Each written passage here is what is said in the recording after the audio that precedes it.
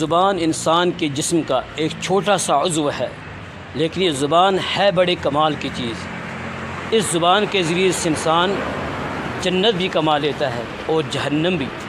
اللہ کے نبی صلی اللہ علیہ وسلم نے فرمایا، کبھی انسان زبان سے کوئی ایسی بات کہہ دیتا ہے جسے وہ معمولی سمجھتا ہے، لیکن وہی کہی ہوئی بات اسے جہنم کے بیچوں بیچ گرا دیتی ہے۔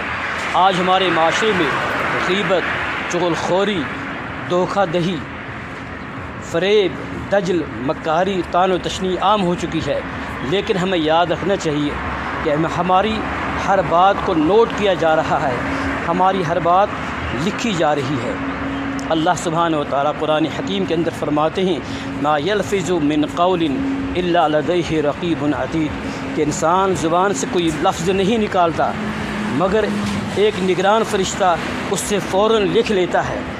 آئیے آج سب مل کر ہم عہد کریں کہ اپنی زبان کو صحیح استعمال کریں، زبان سے صرف بھلا بولیں، کسی کی دل آزاری نہ کریں، غیبت چغل خوری سے اپنی زبان کو بچائے رکھیں۔